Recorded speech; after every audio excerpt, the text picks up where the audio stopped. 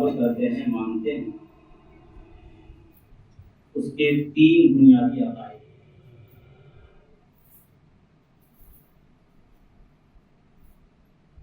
یہ عقیدے ایسے ہیں کہ کوئی مسلمان اس وقت تک مسلمان نہیں ہو سکتا ہے جب تک کہ ان 3 عقیدوں پر اپنا ایمان اور اعتقاد نہ رکھے،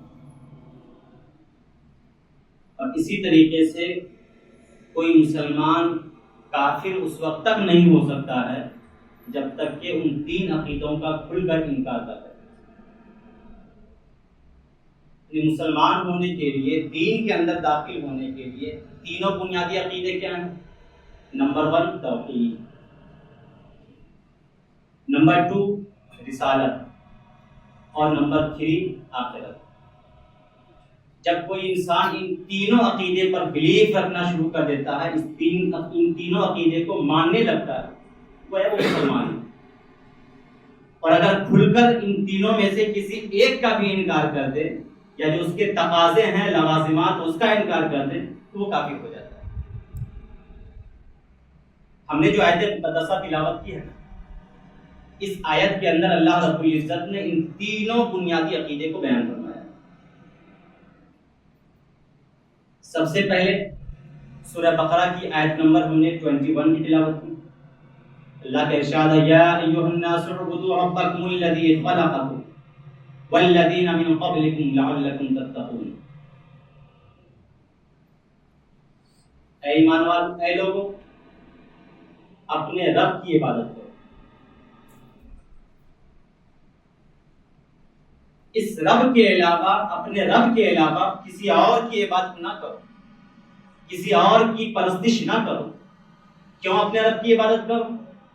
اب اللہ نے دلیلیں بیان کی۔ الذی خلق، اس لیے کہ اسی رب نے تمہیں پیدا کیا، والذین من قبلکم، اور تم سے اگلے والے لوگوں کو بھی پیدا کیا۔ اور نہ صرف پیدا کیا بلکہ اللہ رب العزت نے اپنے احسانات کو بھی بیان فرمایا ہے کہ ہم نے تمہارے لیے کیا کیا نعمتیں عطا کی۔ الذی خلق لکم الارض، الذی خلق الارض فراشا، وہ رب جس نے تمہارے لیے زمین کو بچھونا بنا دیا، والسماء بنا، آسمان کو ایک عمارت کی شکل دے دی، وانزل من السماء ماء، اور آسمان سے اللہ رب العزت نے بارشیں عطا فرمائی، فاخرج به من الثمرات، اس بارش کا نتیجہ یہ ہوا کہ اس سے پھل، پیڑ، پودے نکلے تمہاری سہولت کے لیے، رزقا لکم، جسے تم کھاتے ہو۔ فلا تجعلوا للہ اندادا وان کنتم تعلمون، تو اب تم اپنے رب کے علاوہ کسی اور کی عبادت نہ کرو، رب کے علاوہ کسی اور کو شریک نہ ٹھہراؤ۔ یہ ہے توحید، یعنی اللہ رب العزت کی عبادت کریں، کسی اور کی عبادت نہ کریں، ایک اللہ کو اپنا خالق و مالک مانیں، اسی کو عقیدہ توحید کہا جاتا ہے۔ اس کے بعد جو آگے کی آیت ہے، اس میں اللہ رب العزت نے عقیدہ رسالت کو بیان فرمایا۔ وَإِن كُنتُمْ فِي رَيْبٍ مِّمَّا نَزَّلْنَا عَلَىٰ عَبْدِنَا، اور جو کچھ بھی ہم نے اپنے بندے پر، محمد رسول اللہ صلی اللہ علیہ وسلم پر کتاب نازل کی ہے، حکم نازل کیا ہے، اگر اس حکم کے بارے میں تمہیں ڈاؤٹ ہو، شک ہو، ان کی رسالت میں تمہیں ڈاؤٹ ہو، فَأْتُوا بِسُورَةٍ مِّن مِّثْلِهِ، تو جن باتوں کا یہ حکم دے رہے ہیں، جو قرآن تمہارے سامنے پیش کر رہے ہیں، ویسا قرآن تم بھی لا کر کے دکھا دو، ان کنتم صادقین، اگر تم اپنی باتوں میں سچے ہو۔ یعنی تمہیں رسالت کو بھی ماننا ہے اور عقیدہ توحید کو بھی ماننا ہے۔ پیغمبر جن باتوں کا تمہیں حکم دے رہے ہیں، ان باتوں پہ تمہیں چلنا ہے۔ اگر ڈاؤٹ ہو، شک ہو، تو جن باتوں کی یہ تعلیم دے رہے ہیں، جو قرآن یہ پیش کر رہے ہیں، ویسا قرآن تم بھی لا کر کے دکھا دو اگر تم سچے ہو۔ یہ 2 عقیدے اللہ رب العزت نے بیان فرما دیے، عقیدہ توحید، عقیدہ رسالت۔ اس کے بعد تیسرا عقیدہ کیا ہے؟ آخرت۔ اسی کے فوراً بعد اللہ نے فرمایا فَإِن لَمْ تَفْعَلُوا، اگر تم ایسا نہیں کر سکتے، کیا کہ قرآن جیسی قرآن پیش نہیں کر سکتے، پیغمبر جن باتوں کا حکم دے رہے ہیں اس طرح کا حکم تم نہیں دے سکتے، وَلَن تَفْعَلُوا، ایسا کر بھی نہیں سکتے ہو، فَاتَّقُوا النَّارَ، تو اس آگ سے ڈرو، الَّتِي وَقُودُهَا النَّاسُ وَالْحِجَارَةُ، اس آگ کا ایندھن انسان اور پتھر ہوں گے، یعنی جہنم سے ڈرو۔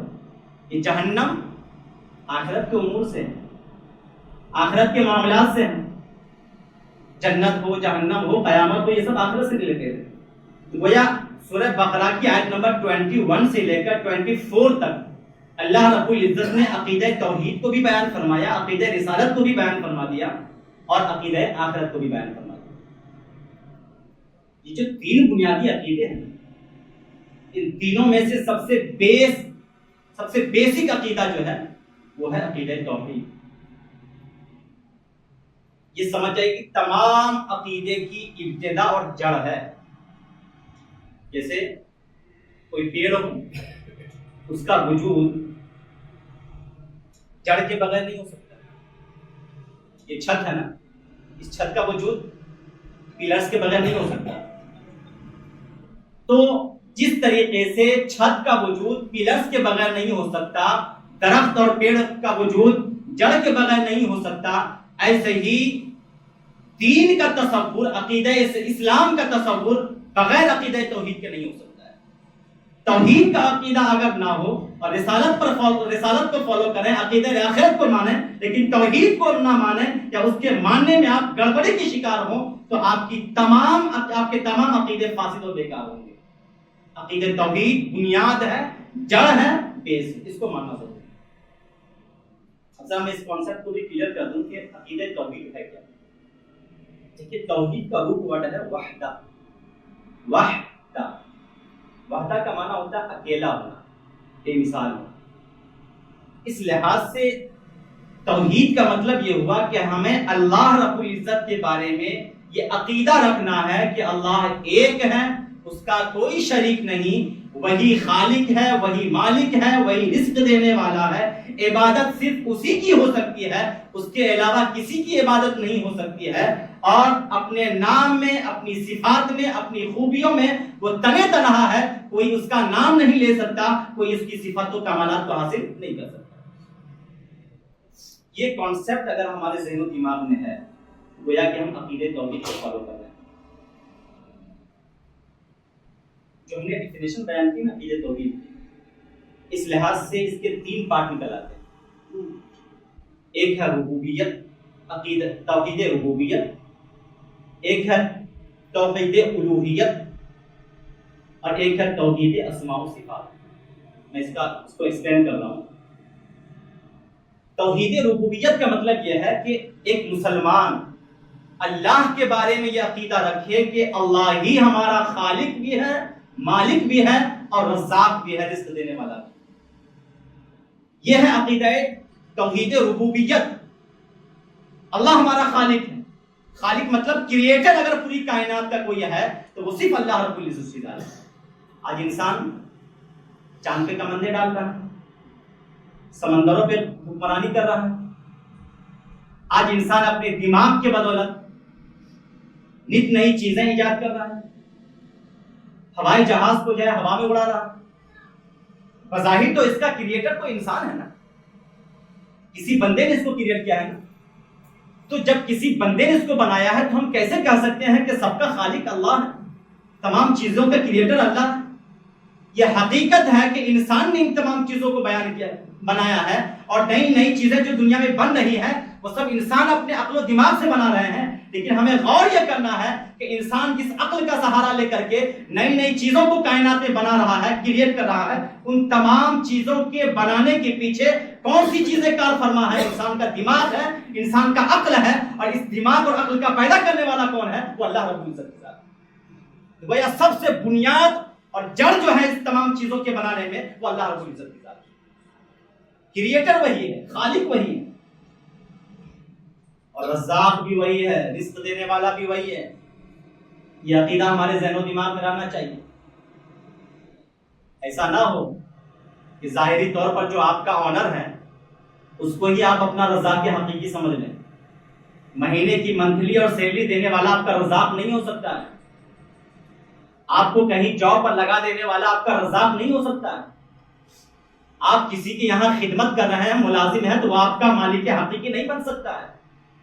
یہ عقیدہ آپ کے ذہن و دماغ میں ہونا چاہیے کہ مالک حقیقی کوئی ہے، حقیقت میں کوئی رزق دینے والا ہے تو اللہ رب العزت کی ذات ہے۔ لیکن اللہ کا ایک سسٹم ہے، اگر آپ کو لاکھوں کی ضرورت ہو تو اللہ کا سسٹم یہ نہیں کہ اللہ رب العزت غیب سے آپ کے ہاتھوں میں یا آپ کے جیب میں لا کر کے پیسے کر دو. اللہ کا سسٹم یہ ہے کہ اللہ رب العزت کے ہزاروں بندے ہیں. اللہ انہی بندوں میں سے کسی نہ کسی بندے کو وسیلہ اور ذریعہ بنا دیتا ہے اپنے دوسرے بندے کی مدد کرنے کے لیے. اللہ ہی کی ساری تدبیریں اس کے اندر کار فرما ہوا کرتی ہیں. اللہ ہی خالق و مالک ہوا کرتا ہے, اللہ ہی مدد کرنے والا ہوتا ہے. لیکن اللہ نے سسٹم ایک بنا رکھا ہے کہ ہم کسی بندے کی مدد کریں گے تو اپنے دوسرے بندے کے ذریعے سے مدد کریں گے. کسی بندے کی ضرورتیں پوری ہوں گی تو اپنے دوسرے بندے کے ذریعے سے ضرورتیں پوری ہوں گی. یہ اللہ کا سسٹم ہے. ایسا نہ ہو کہ آپ کے آنر کے ذریعے سے اگر آپ کا گھر چل رہا ہے تو آپ کا آنر ہی آپ کا حقیقی رزاق ہو گیا. آپ کے آنر کے ذریعے سے اگر جو ہے آپ کا چولہا چل رہا ہے تو وہی آپ کا حقیقی مالک ہو گیا. حقیقی مالک, حقیقی رزق دینے والا صرف اللہ رب العزت کی ذات. یہ عقیدہ ہمارے ذہن و دماغ میں رہنا چاہیے. جب یہ عقیدہ بس جائے گا نا تو کبھی بھی اس آنر کو خوش کرنے کے لیے, اس مالک عارضی کو خوش کرنے کے لیے کبھی بھی آپ اللہ کو ناراض نہیں کر سکتے. یہ عقیدہ اگر ہمارے ذہن و دماغ میں بس جائے نا تو عارضی مالک کو خوش کرنے کے لیے کبھی بھی ہم حقیقی مالک کو ناراض نہیں کر سکتے. اگر یہ عقیدہ ہمارے ذہن و دماغ میں بس جائے نا تو آنے والے دوسروں کی طرف سے, اللہ کے بندوں کی طرف سے رزق آنے کو ہم یہ نہ سمجھ لیں کہ یہی بندہ حقیقی طور پر ہمارا رزاق ہے, یہی ہمارا رزق دینے والا ہے, یہی ہمارے رزق کا مالک ہے. بس یہ عقیدہ ذہن و دماغ میں بسنا چاہیے. ہم زبان سے تو کہتے ہیں سب کچھ تو اللہ ہی کرنے والا ہے, اللہ ہی تو مخالق ہے, اللہ ہی مالک ہے, اللہ ہی رزاق ہے. لیکن جب عمل کی باری آتی ہے نا تو کہیں نہ کہیں ہم اس کانسیپٹ کو اپنے ذہن و دماغ سے نکال دیے ہوتے ہیں. جو سمجھتے ہیں کہ فلاں ہی تو ہمارا سب کچھ کر سکتا ہے, فلاں ہی آنر تو ہمارے لیے بہت سب کچھ کر سکتا ہے. یہ عقیدے کی گڑبڑی ہے. عقیدے میں راسخ بنے, مضبوط عقیدہ بنائے. اللہ رب العزت نے سورہ یونس میں اسی چیز کو بیان فرمایا. اللہ کا ارشاد ہے, اللہ نے فرمایا قل, اے محبوب آپ فرما دیجیے, من یرزقکم من السماء والارض, کون ہے جو آسمان و زمین سے تمہیں رزق دے رہا ہے. ام من یملک السمع والابصار, کون ہے جو مالک ہے سننے کا بھی اور دیکھنے کا بھی. حقیقی طور پر سننے والا اور دیکھنے والا وہی اللہ رب العزت. یہ سب جو ہمیں دیا گیا ہے سننے اور دیکھنے کی طاقت, یہ تو اللہ کی عطا کرتا ہے, ہماری اپنی محنت کی کمائی نہیں ہے. وَمَن يُخْرِجُ الْحَيَّ مِنَ الْمَيِّتِ, اور کون ہے جو زندہ کو مردے سے نکالتا ہے. وَمَن يُخْرِجُ الْمَيِّتَ مِنَ الْحَيِّ, اور کون ہے جو مردے کو زندے سے نکالتا ہے. وَمَن يُدَبِّرُ الْأَمْرَ, اور کون ہے جو پورے کائنات کی تدبیر فرماتا ہے, پورے کائنات کے سسٹم کو چلاتا ہے, کون ہے. فَسَيَقُولُونَ اللَّهُ, تو وہ لوگ بھی کہیں گے کہ اللہ رب العزت. یہ کن کے بارے میں کہا جا رہا ہے؟ یہ کفار و مشرکین تھے جن کا یہ عقیدہ تھا کہ یہ سب کچھ اللہ ہی کی طرف سے ہو رہا ہے. آسمان سے بارش برسانا ہو, رزق دینا ہو, زندے کو مردے سے نکالنا ہو, مردے کو زندے سے نکالنا ہو, یہ ساری تدبیریں کرنے والا وہ کون ہے؟ اللہ رب العزت ہے. یہ عقیدہ کفاروں کا بھی تھا لیکن یہ عقیدہ ان کے ذہن و دماغ میں راسخ نہیں تھا, اس لیے وہ مکمل طور اس لیے وہ مومن نہیں بن سکے. آج ہم مسلمان ہیں, ہمارا بھی یہ عقیدہ ہے کہ کائنات کا سسٹم چلانے والا اللہ رب العزت کی ذات ہے, لیکن اسی عقیدے کو کہیں نہ کہیں ہم اپنے دل میں جگہ دینے کے لیے تیار نہیں. دل میں اس کو جگہ دیں. حقیقت میں رزق دینے والا اللہ ہے, حقیقت میں کائنات کے سسٹم کو چلانے والا اللہ رب العزت ہے. یہ عقیدہ ہمارے ذہن و دماغ میں بیٹھنا چاہیے. تو توحید کی پہلی قسم ہو گئی نا ربوبیت, اور توحید کی دوسری قسم ہے الوہیت. الوہیت کا مطلب یہ ہے کہ آپ اللہ کے سوا کسی اور کی عبادت کرنے کو ناجائز سمجھیں, کسی اور کی عبادت قطع نہ کریں, ہرگز نہ کریں, صرف اللہ کی عبادت. ایسا نہ ہو کہ آپ کے ذہن و دماغ میں یہ ہو کہ عبادت تو اللہ کی ہونی چاہیے, لیکن لبرلزم کے نام پر یا سیکولرزم کے نام پر آپ کبھی دوسری جگہ جا کر کے دی, غیر اللہ کے سامنے دی, اپنی عبادت کا سجدہ پیش کریں, اپنا سر ٹیک دیں, آپ ہی ہمیں کچھ دے دیجیے. کچھ لوگ ہوتے ہیں جو سیکولرزم کے نام پر یا لبرلزم کے جو شکار ہیں, عقیدہ توحید کو فالو کرتے ہیں لیکن ساتھ ہی ساتھ ان طرح کے کانسیپٹ کو بھی جائز سمجھتے ہیں.